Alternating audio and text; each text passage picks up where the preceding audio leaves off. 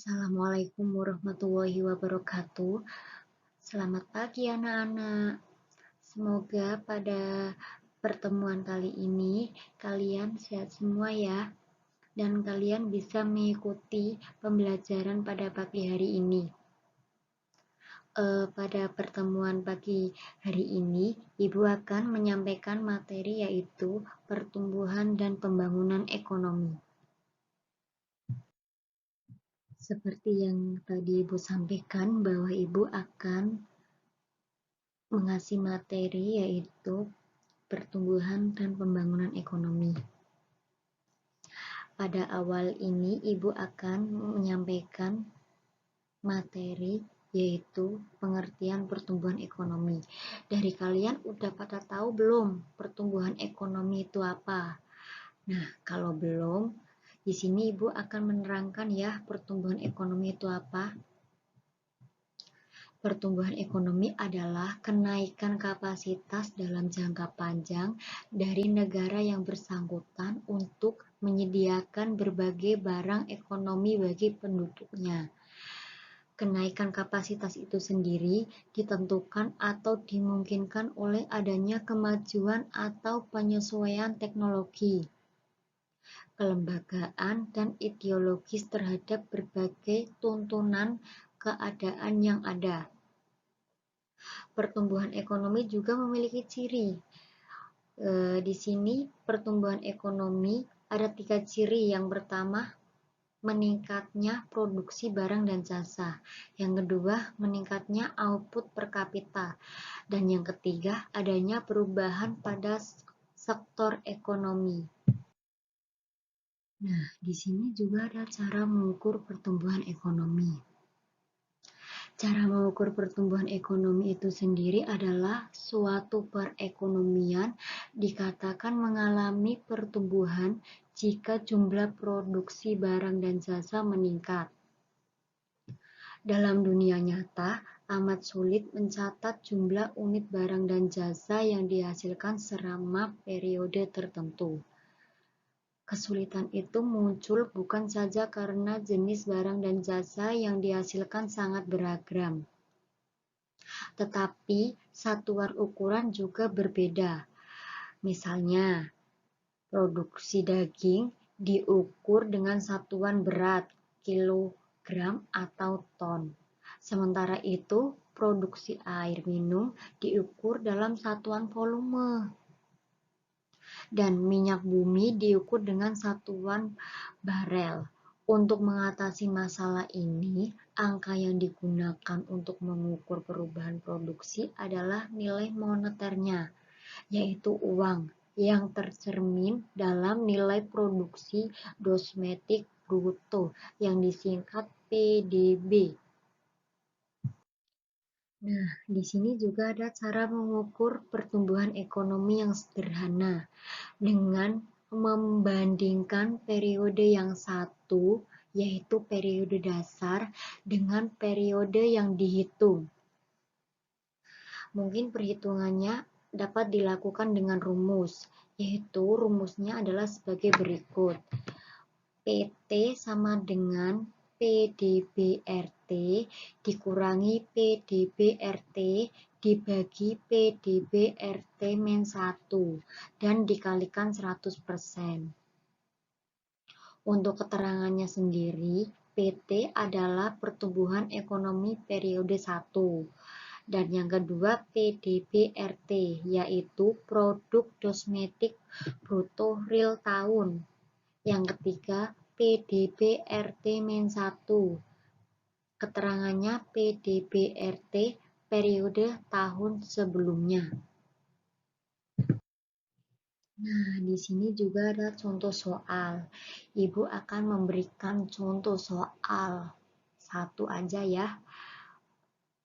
Soalnya adalah jika PDB real 2016 dari negara sebesar 1.500 triliun, sedangkan PDB real 2015 adalah sebesar 1.200 triliun. Pertanyaannya, pertumbuhan ekonomi tahun 2016 atas dasar tahun 2015 adalah, di sini penyelesaiannya pertumbuhan ekonomi tahun 2016.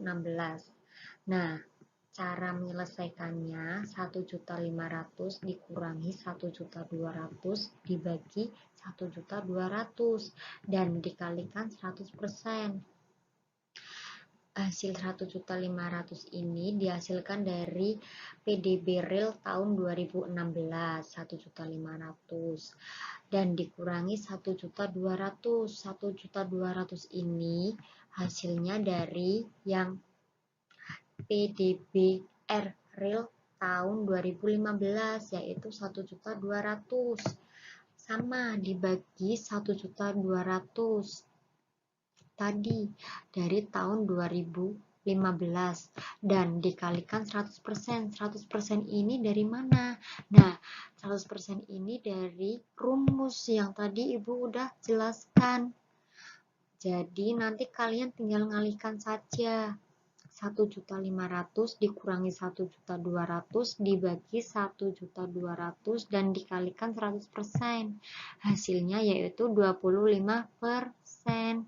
Jadi pertumbuhan ekonomi tahun 2015 atas dasar tahun 2016 adalah 25%. Nah, di sini juga ada teori pertumbuhan ekonomi. Beberapa teori pertumbuhan ekonomi antara lain sebagai berikut. Yang pertama, teori pertumbuhan ekonomi menurut aliran klasik. Yang menurut aliran klasik itu ada 3. Yang pertama, Adam Smith, yaitu mengemukakan teori pertumbuhan ekonomi dalam sebuah buku yang berjudul An Inquiry into the Principles and Success of the Wealth of Nation, yang menyatakan bahwa ada 3 faktor yang mempengaruhi pertumbuhan ekonomi. Faktor yang pertama yaitu pertumbuhan gross domestic product, dipengaruhi oleh sumber daya alam yang tersedia, jumlah penduduk, dan persediaan barang-barang. Faktor yang kedua yaitu pertumbuhan jumlah penduduk, dan faktor yang ketiga adanya sistem persaingan bebas. Dan yang teori kedua menurut David Ricardo mengemukakan teori pertumbuhan ekonomi dalam sebuah buku yang berjudul The Law of Diminishing Returns, yaitu pertumbuhan ekonomi dipengaruhi oleh sebagai berikut. Yang pertama, sumber daya alam yang terbatas. Yang kedua, jumlah penduduk yang berkembang. Yang ketiga, kemajuan teknologi. Dan yang keempat, sektor pertanian yang dominan.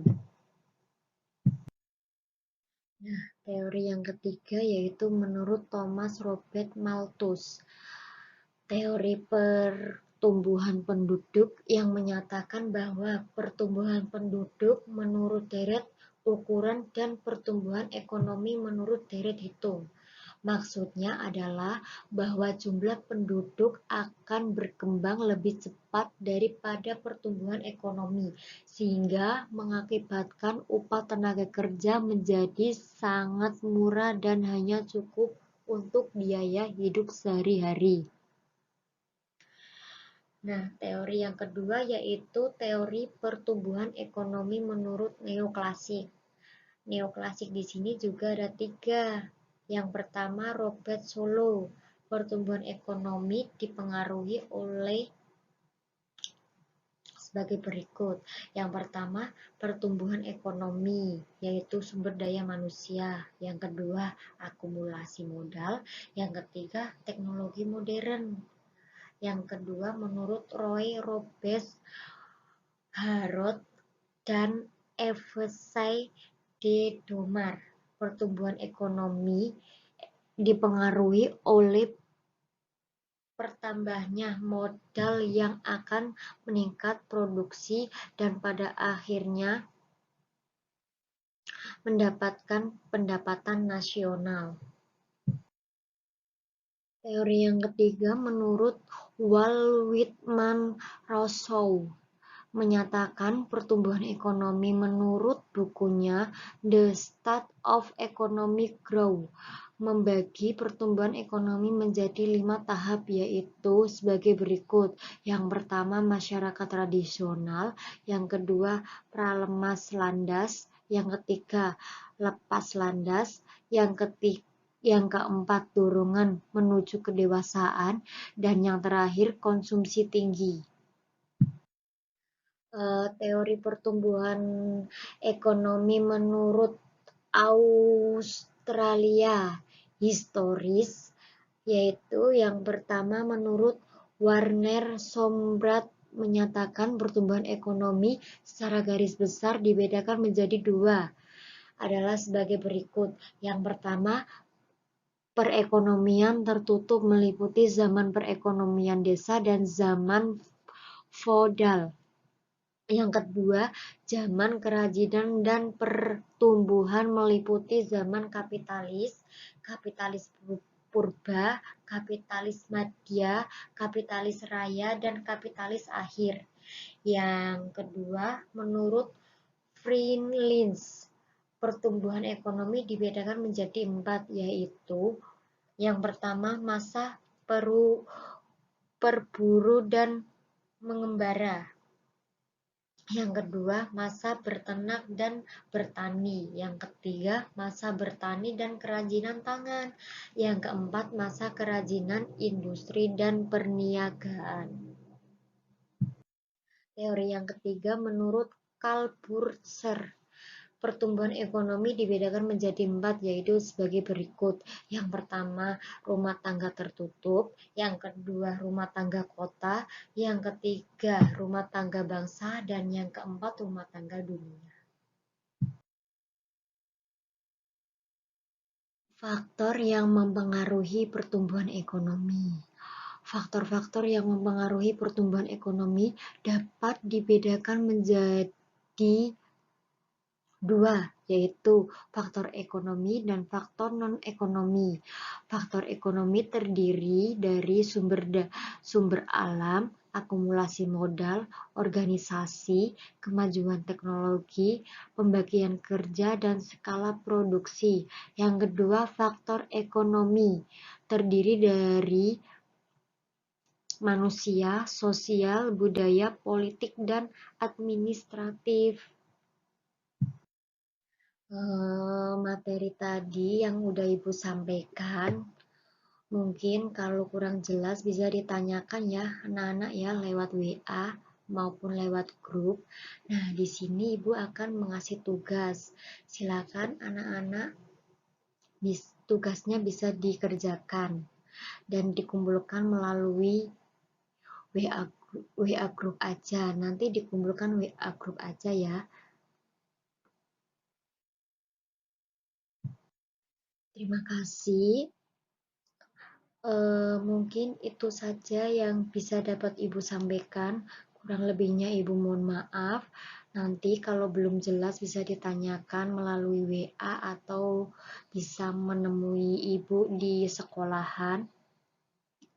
Dan jangan lupa untuk tugasnya bisa dikerjakan dan dikumpulkan di WA group.